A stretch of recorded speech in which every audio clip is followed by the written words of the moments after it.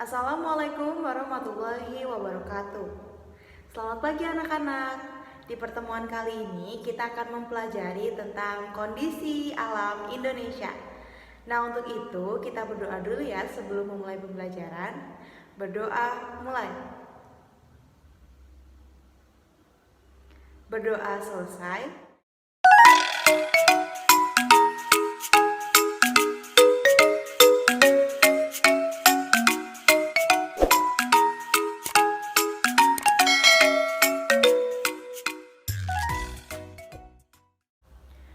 Sebagai warga negara Indonesia, tentunya kita harus mengetahui kondisi alam Indonesia. Kondisi alam Indonesia ini juga terbagi ke dalam dua, yaitu kondisi fisik dan juga flora dan fauna. Berbicara tentang keadaan fisik wilayah Indonesia, yang pertama yaitu ada keadaan geologis. Indonesia sendiri merupakan daerah pertemuan tiga lempeng besar, yaitu lempeng Indo-Australia, lempeng Eurasia, dan juga lempeng Pasifik. Lempeng Indo-Australia bertabrakan dengan lempeng Eurasia di lepas pantai Sumatera, Jawa, dan Nusa Tenggara. Sedangkan dengan Pasifik di utara Irian dan Maluku Utara. Tubrukan lempeng tersebut berdampak pada yang pertama, terbentuknya pegunungan api di sekitar wilayah Sumatera, Jawa, dan Nusa Tenggara. Berbicara tentang gunung berapi, ada 3 jenis gunung berapi, yaitu Gunung Kerucut, Gunung Perisai, dan Gunung Ma.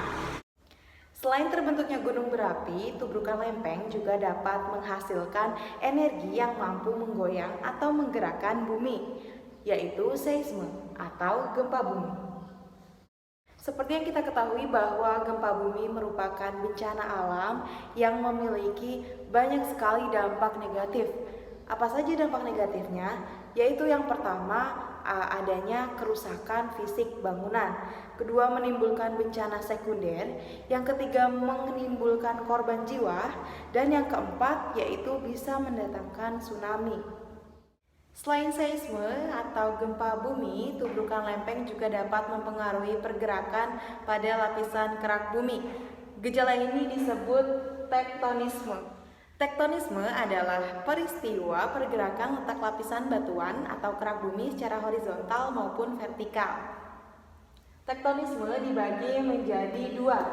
Yang pertama ada epirogenese dan juga orogenese. Epirogenese adalah pergerakan kulit bumi yang relatif lambat, berlangsung dalam waktu yang lama, dan meliputi daerah yang luas. Gerakan epirogenese dibagi menjadi dua, yaitu gerakan positif dan juga negatif. Epirogenese positif yaitu gerakan yang ditandai oleh adanya air laut naik sehingga daratan mengalami penyempitan dan tergenang air. Akibatnya membentuk laut dangkal. Sedangkan epirogenese negatif yaitu gerakan yang ditandai dengan adanya daerah yang mengalami penurunan secara terus-menerus. Akibatnya terbentuk laut regresi atau laut dalam. Yang selanjutnya yaitu orogenese. Kalau tadi epirogenese merupakan pergerakan kulit bumi yang relatif lambat, maka orogenese merupakan pergerakan kulit bumi yang relatif cepat. Pergerakan kulit bumi yang relatif cepat atau orogenese membentuk lipatan dan juga patahan. Lipatan sendiri terbagi menjadi lipatan tegak, lipatan miring, lipatan menggantung, lipatan isokinal, dan lipatan rebah. Sedangkan patahan dibagi menjadi patahan normal, patahan reserve, dan patahan slip fault. Berbagai tipe patahan dapat menyebabkan keragaman bentuk muka bumi, seperti graben, yaitu lapisan tanah yang lebih rendah dari sisi kiri dan kanan akibat terjadinya patahan. Selanjutnya ada horst, yaitu lapisan tanah yang lebih tinggi dari sekelilingnya dan terjadi sebagai akibat adanya patahan. Yang selanjutnya fault scarp atau bidang patahan, yaitu dinding terjal yang dihasilkan oleh adanya patahan dengan salah satu blok bergerak ke atas. Dan yang terakhir yaitu pegunungan blok, merupakan patahan kompleks yang terjadi sebagai akibat bekerjanya tenaga endogen sehingga menghasilkan retakan, patahan naik, patah turun, dan patah mendatar ke kanan dan ke kiri. Yang selanjutnya kita akan membahas tentang keadaan iklim Indonesia. Secara garis besar, keadaan iklim Indonesia terbagi menjadi 3, yaitu iklim musim, iklim panas, dan juga iklim laut. Yang pertama, kita akan membahas tentang angin muson atau iklim musim. Di Indonesia sendiri terdapat angin muson. Nah, angin muson ini terjadi karena adanya pergerakan matahari yang semu. Pergerakan matahari yang semu berpengaruh terhadap suhu, tekanan, dan juga kelembaban udara. Indonesia terletak pada garis khatulistiwa, oleh karenanya Indonesia memiliki iklim yang tropis. Indonesia merupakan negara kepulauan. Tentu saja Indonesia memiliki luas wilayah lautan yang sangat besar. Oleh karenanya Indonesia juga memiliki iklim laut. Ternyata ketiga iklim yang tadi sudah disebutkan berpengaruh terhadap curah hujan di Indonesia. Terbukti, rata-rata curah hujan Indonesia mencapai 2.000 hingga 3.000 mm per tahun. Oleh karenanya di Indonesia sering terjadi hujan. Selanjutnya kita akan mempelajari tentang flora dan fauna di Indonesia. Flora merupakan tumbuhan yang hidup di suatu daerah. Persebaran flora di Indonesia didasari oleh 4 hal, yaitu keadaan iklim, yang kedua keadaan tanah, yang ketiga relief tanah, dan yang keempat faktor biotis. Bicara tentang flora, tentu saja kita juga harus berbicara tentang fauna di Indonesia. Di Indonesia sendiri terdapat 220.000 jenis fauna, terdiri di antaranya 200.000 serangga, 4.000 ikan, 2.000 jenis burung, dan 1.000 reptilia dan amfibi. Flora dan fauna Indonesia digolongkan menjadi 3 kelompok oleh Alfred Russel Wallace dan Max Wilhelm Carl Weber berdasarkan sejarah geologis Indonesia. Yang pertama ada tipe Asiatis.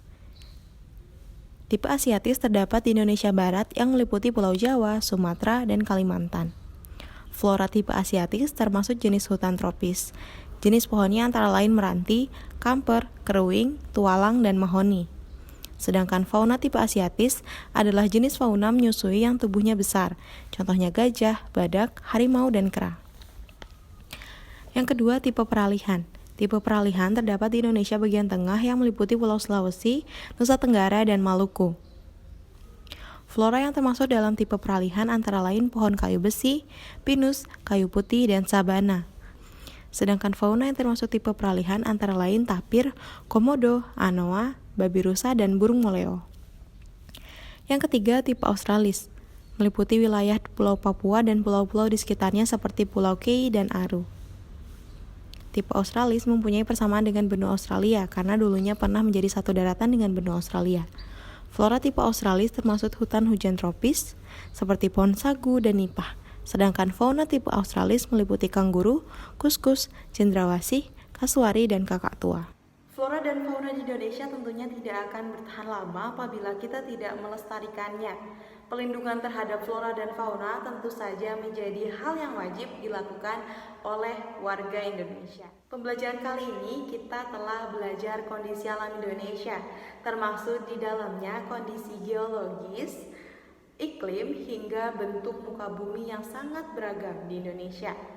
Baik itu dataran tinggi, dataran rendah, pegunungan, dan juga gunung. Selanjutnya tadi juga kita sudah mempelajari tentang flora dan fauna. Berapa banyak keragaman flora dan fauna yang dipengaruhi oleh bentuk muka bumi tersebut.